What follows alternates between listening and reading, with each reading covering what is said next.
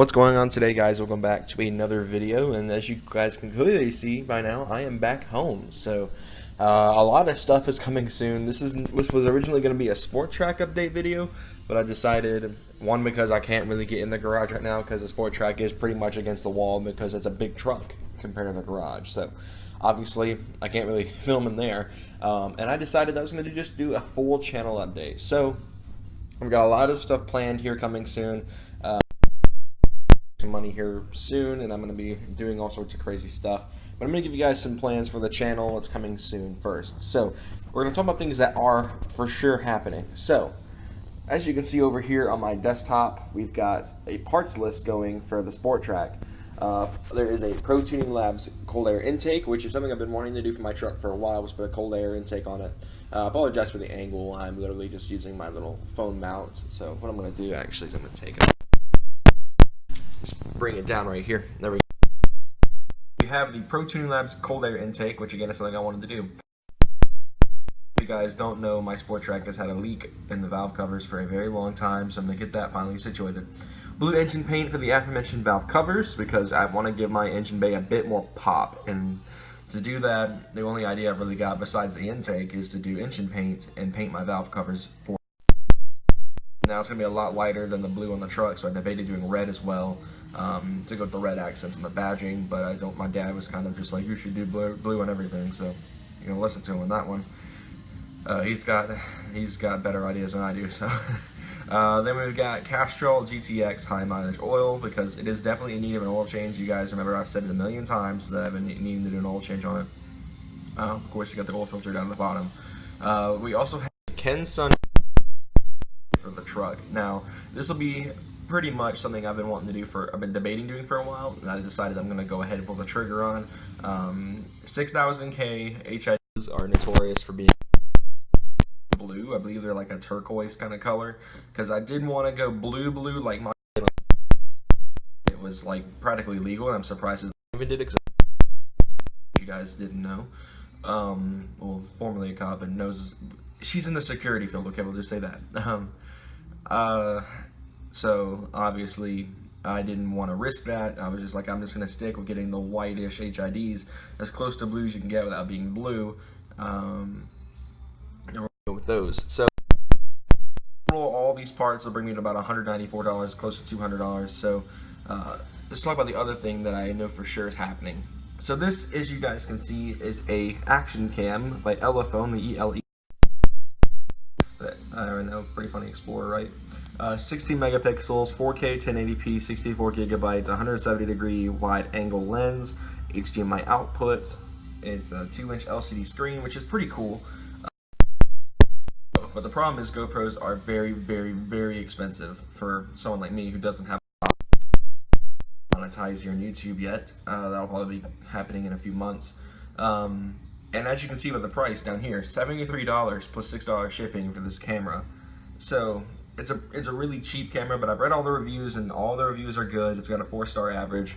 And all the reviews have said it's a good camera, but just don't leave the battery plugged in when you're not using it. So my plan is to get one of these. It's going to help me a lot to film more videos that are better quality, doing roof cam stuff, like going to Caffeine and Octane and filming the entire show, doing 2 separate videos, have my normal Caffeine and Octane vlog and a Caffeine and Octane ride around kind of thing.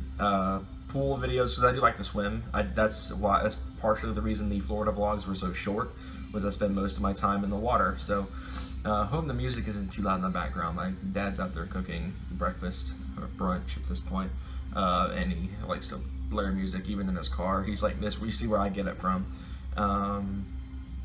But yes, that's the camera I've been looking into. It's a GoPro alternative because I just don't have the money to get a GoPro. Even if I did not buy the truck parts, I still wouldn't be able to afford it. So I decided to get one of these guys. Depending on how much money I get, I may buy 2, one for vlogging and one for car stuff.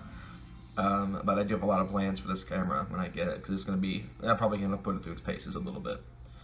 So now we're going to talk about some things that aren't happening just yet, but will be happening soon, and that is the RC Drift project. If you remember, I mentioned in my website tour I was going to be doing an RC build for drifting, for Drift for Becky, which is a awareness organization I've started. I'm talking to Michael. He may join staff as like an admin or something like that, just to help me out run the thing. So this is my build setup that I've gone with. This is completely, I know a lot of you RC guys that are watching this are gonna be like, why is this kid going for all that cheap crap?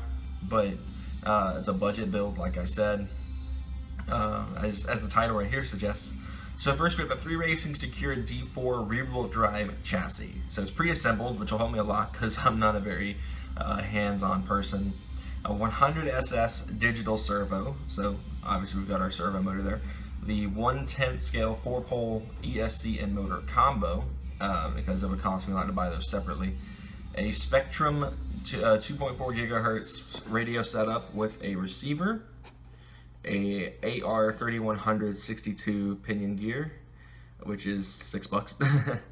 And I chose to go with a Toyota Aristo body. The reason I picked the Aristo, if you guys don't know, the Toyota Aristo at that time period, the JZS 161, shared its body, or shared its entire setup with the Lexus GS300, GS350, and GS430, excuse me, here in America back in that time period. So I picked that body just because it would look like a car that my grandmother did actually own. My grandmother did actually own a Lexus GS300, I want to say, back in the early, like all up until a couple years ago when she got her GS350 or GS430. I don't know what it is. Her current like her Lexus that she had up until she passed recently. So we've got a Traxxas 7.2 volt battery, which is surprisingly cheap. Traxxas I know is a pretty big company in the RC industry, so I was expecting their battery to be really expensive, but came out all right price. I think it was like $17, $18, something like that.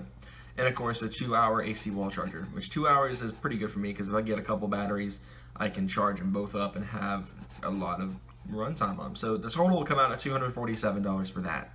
Now, if I didn't buy the truck parts and I skipped the camera, I could afford this and have maybe 50, 60 bucks left over to just goof around with. But the problem is if I get the truck parts and the camera, I still have around $200, a little less than $200 to, you know, burn on reserving games for you guys to see. I probably will buy Dirt 4, as well as reserve Forza 7 and GT Sport, as well as Pokemon Ultra Moon I'm gonna go with this time around. So of course, like I said, you won't be seeing the Pokemon stuff on this channel. That'll be on the J Adamson 1 channel, which I recently started up again, and all of that. So anyway, guys, thank you guys for tuning into this quick little update. I just want to show you guys what was coming and what will be coming to the channel soon.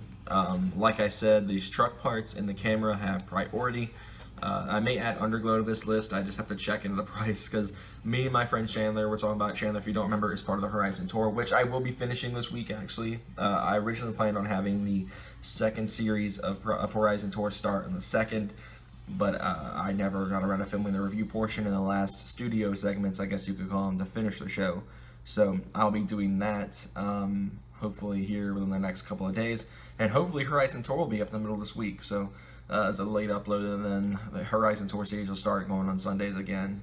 Probably, if I can get the season tour premiere done this week, I'll probably upload one not this Sunday after, not next Sunday, but the Sunday after.